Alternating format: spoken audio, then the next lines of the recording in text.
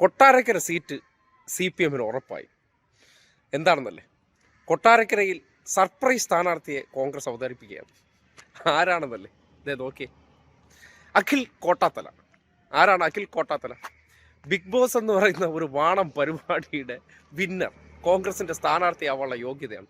അതായത് സമൂഹത്തിൽ വന്നിരുന്ന് RSSകാരനായിരുന്നു, മുൻകാലങ്ങളിൽ ശാഖയിൽ നിന്ന് പുറത്തിറങ്ങാത്ത, ഇപ്പോഴും ആ RSSൻ്റെ ബാലാരിഷ്ടതകൾ പേറി നടക്കുന്ന അഖിൽ കോട്ടാത്തല ഒരു ബിഗ് ബോസ് പരിപാടിയുടെ വിന്നറായി കഴിഞ്ഞ് നാട്ടിൽ ഊളത്തരങ്ങളും പറഞ്ഞ്, നാട്ടിൽ വർഗീയതയും പറഞ്ഞ്, വിവരക്കേടും പറഞ്ഞുകൊണ്ട് നടക്കുന്നവൻ, സ്വയം എന്തോ ഒരു സംഭവമാണെന്ന് നടിച്ച് നടക്കുന്നവനൊക്കെയാണ് കോൺഗ്രസിൻ്റെ സ്ഥാനാർത്ഥി. അത്ര എന്തുകൊണ്ടും ഇപ്പോൾ സ്വയം, അതായത് നമുക്ക് ഈ എന്തെങ്കിലുമൊക്കെ ഐഡൻറ്റിറ്റി വരുമ്പോൾ നമ്മുടെ ജാതി പേര് കൂടി ചേർക്കണ്ടേ. അങ്ങനെ അഖിൽ കോട്ടാത്തല എന്ന ഈ പറയുന്ന കൊല്ലത്തെ സ്ഥലം മാറ്റിയിട്ട് മാരാറെന്നാക്കിയാലേ ജാതി വാലിട്ടാലേ ഒരു ഗുമ്മുള്ളൂ.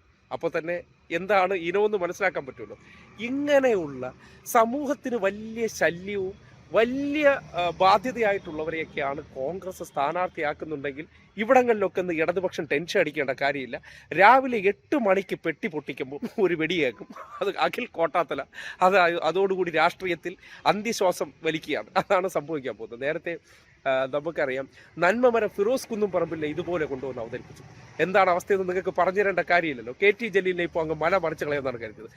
നന്മമരവും സോഷ്യൽ മീഡിയയിൽ 10 ലൈക്കും കണ്ടിട്ട്, അല്ലെങ്കിൽ അവിടെ ലൈക്ക് കിട്ടിക്കഴിഞ്ഞാൽ അവ സൂപ്പറാണെന്ന് വിചാരിക്കുന്ന കോൺഗ്രസ്സുകാർ ആ ഒരു ഹാങ് ഓവറിൽ നിന്ന്, അല്ലെങ്കിൽ ആ ഒരു കാഴ്ചപ്പാടിൽ നിന്ന് മാറിയിട്ടില്ല. എങ്ങനെയാണ് രാഹുൽ മാങ്കൂട്ടം അല്ലെങ്കിൽ ഷോഫി പറമ്പിലൊക്കെ വലിയ താരമാണെന്ന് പറഞ്ഞാൽ PR ടീം വെച്ചിട്ട് സ്വന്തം ഫേസ്ബുക്ക് പേജിൽ ഒരു റീച്ച് ഉണ്ടാക്കി കഴിഞ്ഞാൽ കോൺഗ്രസ്സുകാർക്ക് അവരെല്ലാം സൂപ്പർ സ്റ്റാറാണ്. ആ സൂപ്പർ സ്റ്റാർ മനോഭാവത്തിൽ കൊണ്ടുവന്ന് നിർത്തി അങ്ങ് വിജയിപ്പിച്ചു. ഒരുപക്ഷെ ഒന്ന് ആലോചിച്ച് നോക്കിയേ, യവനെപ്പോലുള്ള മാരണങ്ങളൊക്കെ നിയമസഭയിൽ കയറി വരികയാണെങ്കിൽ ഈ നാടിൻ്റെ അവസ്ഥയൊന്ന് ആലോചിച്ച് നോക്കൂ.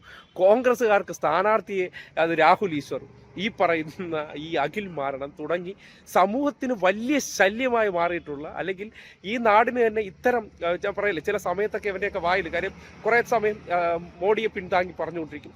അപ്പോൾ മോഡിയെ അടിക്കുമ്പോഴത്തേക്കും സംഖ്യകളെല്ലാം കൂടി കയറി അവനെ എന്ത് ചെയ്യും, വലിയ രീതിയിൽ ഹൈപ്പ് കൊടുക്കും.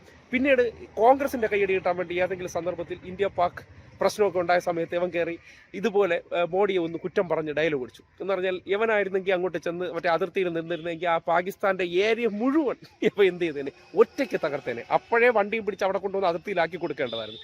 അപ്പോൾ കാണാമായിരുന്നു മറ്റേ തൊപ്പിയുടെ മുന്നിലിരുന്ന് മോങ്ങുന്ന അവസ്ഥയുണ്ടല്ലോ, തൊപ്പി എടുത്തിട്ട് പൊങ്കാലിട്ടപ്പോൾ. അതാണ് ഇവനൊക്കെ.